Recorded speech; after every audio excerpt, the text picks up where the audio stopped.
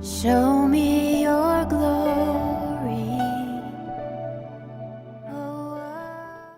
우리가 구약을 쭉 돌아보면서 하나님께 어떻게 우리 믿음의 선진들이 기도하며 나아갔는지 이것들을 쭉 살펴보고 있습니다. 우리가 지난 시간에 에노스의 기도를 이제 살펴봤고, 오늘 에녹의 기도를 살펴보면서 우리가 하나님께 어떻게 나아가야 되는지 좀 살펴볼게요. 에녹은 사실 뭐 기도를 했다는 장면은 나오지 않아요. 그러나 기도의 본질이 무엇인지 에녹의 삶을 통해서 우리가 발견을 할 수가 있어요. 그게 이제 하나님과 동행하는 그런 모습인데, 하나님과 에녹은 어떻게 동행했을까요? 하나님과 대화를 주고받으면서 교제하면서 이렇게 동행을 했겠죠. 그래서 우리가 에녹의 삶을 바라보면서 어떻게 하나님께 나아가야 되는지 이런 것들을 좀 살펴보기 원합니다. 먼저 창세기 5장 21절에서 29절까지 함께 같이 읽어볼게요. 에녹은 65세에 무두셀라를 낳았고, 무두셀라를 낳은 후 300년을 하나님과 동행하며 자녀들을 낳았으며 그는 365세를 살았더라. 에녹이 하나님과 동행하더니 하나님이 그를 데려가심으로 세상에 있지 아니하였더라. 무두셀라는 187세에 라멕을 낳았고, 라멕을 낳은 후 782년을 지내며 자녀를 낳았으며 그는 969세를 살고 죽었더라. 라멕은 182세에 아들을 낳고 이름을 노아라 하여 이르되 여호와께서 땅을 저주하심으로 수고롭게 일하는 우리를 이 아들이 아니하리라 하였더라. 아멘. 창세기 5장은 우리가 무덤장이라고 불러요. 아담의 족보를 얘기하는데, 아담의 족보는 살다가 죽은 족보죠. 여기서 표에서 보시듯이 아담은 무려 930세를 살았고, 셋은 912세, 에노스는 905세, 게나는 910세, 마할랄렐은 895세, 야렛은 960세, 에녹은 죽음을 맛보지 않고 365세에 하나님께 들림받았고, 무드셀라는 가장 오래 살았죠. 969세를 살았고, 노아의 홍수가 임하기 전까지 사람들의 평균 수명은 912세였단 말이죠. 912세까지 1000년 가까이를 사람들이 살았는데, 그러나 결론은 뭐예요? 이들이 죽었더라는 거예요. 아무리 오래 살아도 이들이 죽더라는 겁니다. 그런데 창세기 4장 26절에 보면 우리가 지난 시간에도 살펴봤듯이 에노스라고 하는 사람의 이름이 나와요. 아담이 이제 셋을 낳고 셋이 에노스를 낳는데, 에노스 때야 사람들이 하나님의 이름을 불렀다고 그래요. 그때야 비로소 사람들이 여호와의 이름을 불렀더라, 이렇게 얘기를 하고 있거든요. 그러면 에노스라고 하는 뜻은 뭐라고 그랬죠? 에너쉬 해가지고 프레이저 또는 모털 이런 뜻이라고 그랬죠. 그래서 모털, 그러니까 죽을 수밖에 없는 자라고 하는 뜻이 되는 겁니다. 그러니까 죽을 수밖에 없다라고 하는 사실을 깨닫고 나니까 그때서야 여호와의 이름을 불렀다는 거예요. 내가 영원히 살 것 같이 여겨지고, 내가 죽음을 맛보지 않고 나에게 어떤 고통이 없고 연약함이 없다라고 한다면 하나님을 볼 수가 없다는 겁니다. 셋은 에노스를 낳으면서 자기 아들의 이름을 죽을 수밖에 없는 자라고 불렀던 거예요. 그 에노스를 낳았을 때, 다시 얘기해서 죽을 수밖에 없는 자라고 하는 것을 인간이 깨달았을 때 비로소 하나님의 이름을 찾았다라고 이제 설명을 해드렸어요. 그러니까 하나님의 이름을 찾으면서 하나님께 부르짖는 기도를 하며 나아가는 것은 언제냐면, 내가 정말로 연약한 존재구나, 내가 죽을 수밖에 없는 존재구나 라고 하는 것을 깨달을 때 기도를 하게 된다는 겁니다. 그런데 창세기 5장은 무덤장임에도 불구하고 무덤이 없는 자 한 사람이 등장을 해요. 그게 바로 에녹입니다. 에녹은 특별히 좀 특이한 상황이 뭐냐면, 65세에 무드셀라를 낳고 300년을 하나님과 동행했다고 나와요. 그럼 65세 이전에는 어땠다는 거예요? 하나님과 동행하지 않았다는 겁니다. 그러니까 65세 이후에 300년 동안 하나님과 동행하면서 살다가 365세를 살고 하나님께 산채로 들림받아서 올라간 존재, 이게 이제 에녹이라는 거예요. 그러면 에녹이 도대체 죽음을 맛보지 않고 들림받아서 올라간 이유는 뭐였을까? 그 이유는 당연히 300년 동안 하나님과 동행했기 때문에 그랬죠. 하나님과 동행했다고 해서 그냥 들어서 올리는가? 하나님께서는 정확히 에녹을 통해서 뭘 보여주시냐면, 죽음을 맛보지 않고 들림받는 그 사건들이 미래의 어떤 시점에 있을 것이라고 하는 것을 예시해 주는 것입니다. 예수님이 다시 오실 때 재림하는 그 시점에 사람들이 휴거를 받게 돼서 하나님과 또 예수님과 만나게 될 것이다라고 하는 것을 예시해 주는 것, 예표해 주는 것, 이것이 에녹이 들림받아서 올라가는 그런 이유가 되는 거죠. 그러면 이 에녹은 왜 하나님과 동행할 수 있었을까? 이런 질문이 생기겠죠. 이것을 히브리서 기자는 믿음 때문이라고 얘기를 해요. 그래서 히브리서 11장 믿음장이라고 불리는 그 장의 5절 6절을 보면 에녹이 왜 죽음을 보지 않고 옮겨졌는지를 설명을 해주고 있습니다.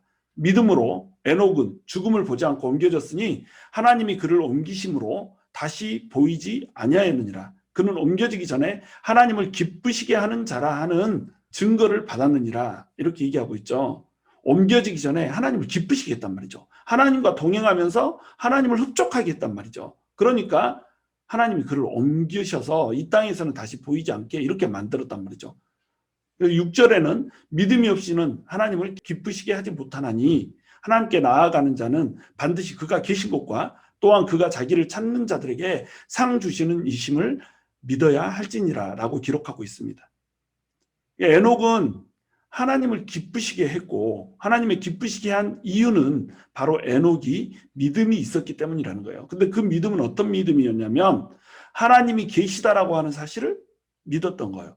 그리고 하나님께서 하나님을 찾는 자들에게 반드시 상을 주시는 이라고 하는 그 사실을 믿었던 거예요. 두 가지를 믿은 겁니다. 하나님이 계시다는 것과 하나님을 찾으면 상을 주신다라고 하는 이 사실을 믿었던 거예요. 그러면 에녹이라고 하는 사람이 도대체 왜 이런 믿음을 갑자기 65세에 갖게 되었을까? 우리가 이것을 좀 생각해 볼 필요가 있어요. 에녹은 65세에 무드셀라라고 하는 사람을 낳습니다. 무드셀라라고 하는 사람을 낳고 나서 갑작스럽게 믿음이 좋아져요. 65세 이전의 에녹과 65세 이후의 에녹으로 나눠진단 말이죠.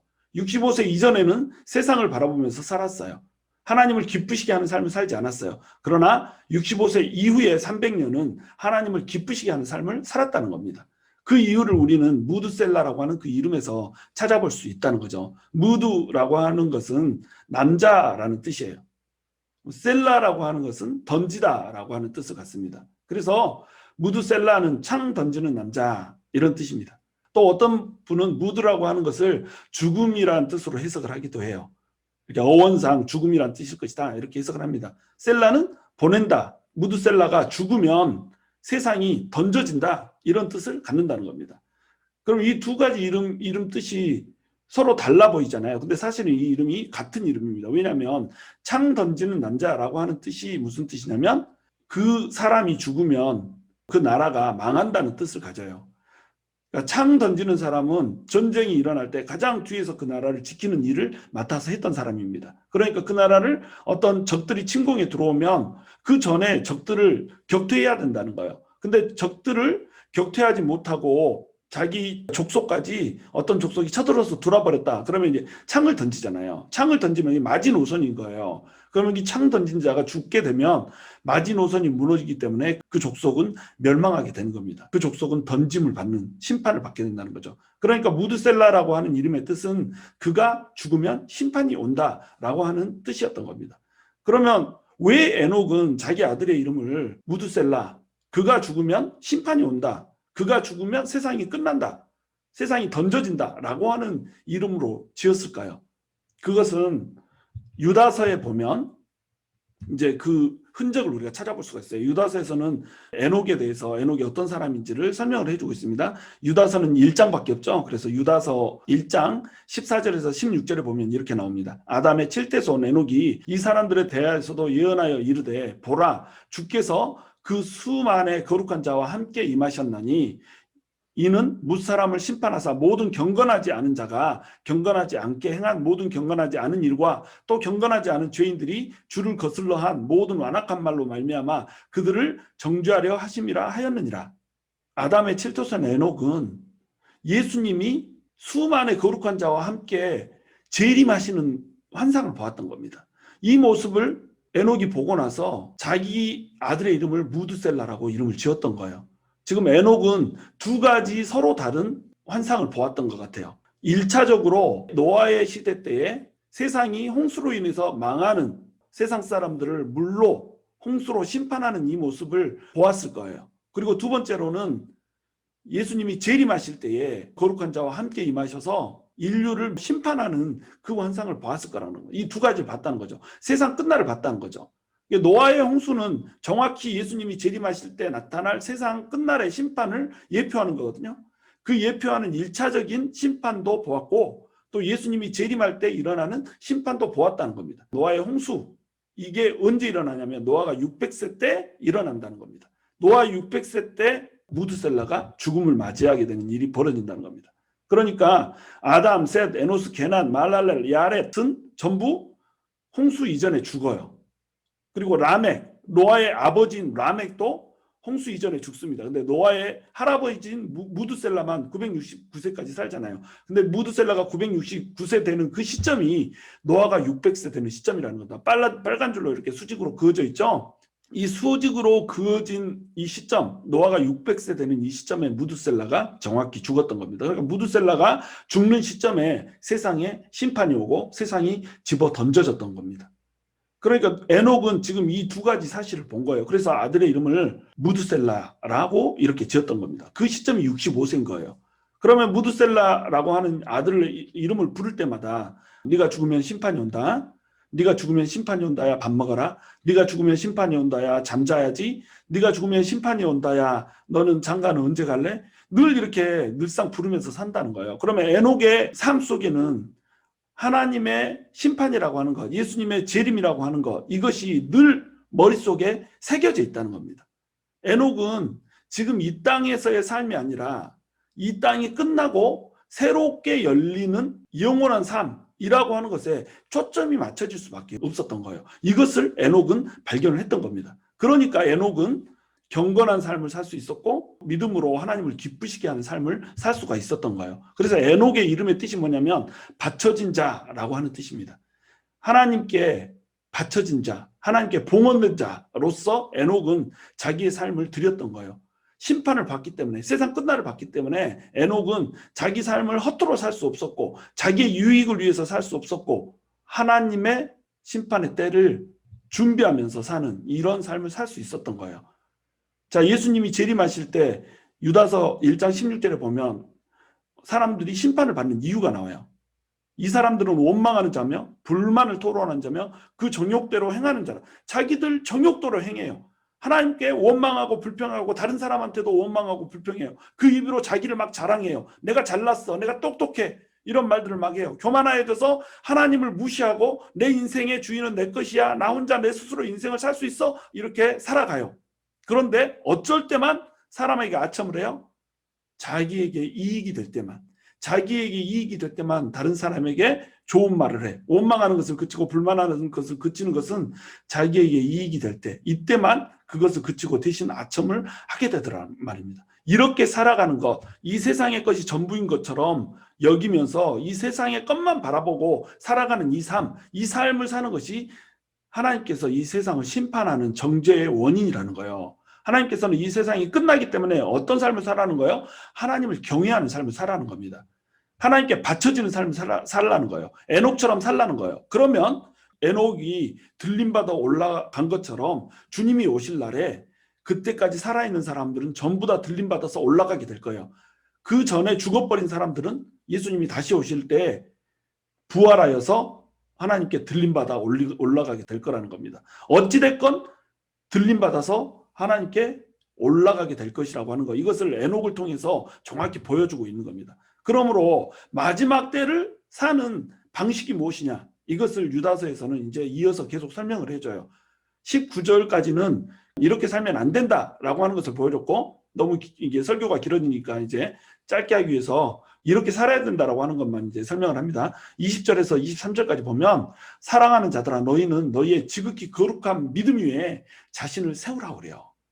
거룩한 믿음 위에 자기를 세우면서 살라는 거죠. 믿음에서 벗어나는 행위 하지 말고 믿음 위에 자신을 세우고 살라는 거예요. 그리고 성령으로 기도하며 살라고 그래요. 내가 원하는 거, 내 욕심, 내 탐욕을 위해서 기도하지 말고 성령으로 하나님께서 원하시는 기도, 하나님 기쁘게 하는 기도를 하고 살라는 거죠. 하나님의 사랑 안에서 자신을 지키라는 거예요.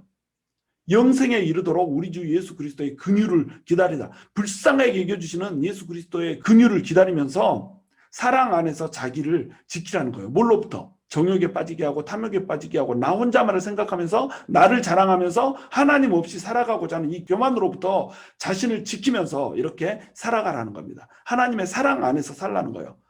어떤 의심하는 자들을 긍휼히 여겨. 하나님을 믿지 못하고 의심하는 자들을 긍휼히 여기면서 불쌍히 여기면서 그 어떤 자를 불에서 끌어내어 구원하라. 불에 들어가서 이제 심판을 받을 수밖에 없는 자, 그 사람들을 끌어내는 삶을 살아가는 거예요. 여러분 주변에 믿지 않는 사람들이 얼마나 많아요. 우리 주변에 아직도 예수님의 심판에 대해서 무지한 사람이 얼마나 많아요. 그때가 오면 전부 다 불지옥에 떨어지게 될 텐데 그 사람들을 긍휼히 여기라는 거예요. 의심하는 자는 불 가운데 떨어지거든요. 그들을 불쌍히 여겨서 불에서 그들을 끌어내서 구원하라는 겁니다. 하나님께 바쳐진 자는 이렇게 사는 거예요. 믿음 위에 자기를 세우고 또 성령으로 영으로 늘 기도하면서 자기를 세상의 유혹으로부터 지키고 영생에 이르도록 예수님의 긍휼을 기다리면서 예수님의 긍휼 안에 들어가지 못한 자들을 예수님의 긍휼 안으로 집어넣는 이 일을 하면서 살아가라는 거예요. 여러분 우리는 에녹처럼 우리가 정말로 하나님께 바쳐진 삶을 살아야 할 것입니다. 하나님께 바쳐진 삶, 하나님께 봉헌된 삶, 이 삶이 하나님과 동행하는 삶이라는 거예요. 이 삶을 사는 믿음이 하나님을 기쁘시게 하는 것이고 하나님을 기쁘시게 하는 자만이 하나님과 동행하다가 하나님께 들림 받는다는 거예요. 우리가 마지막 때에 예수 그리스도께서 지금이라도 당장 오신다면 하나님께 이 믿음을 보여드리는 이런 사람이 됐으면 좋겠어요. 하나님을 기쁘시게 하는 그 믿음으로 우리가 나갈 수 있었으면 좋겠습니다. 하나님께 초점이 맞춰진 기도, 하나님이 기뻐하시는 기도, 이 기도를 할 수 있게 되기를 주님의 이름으로 축원합니다.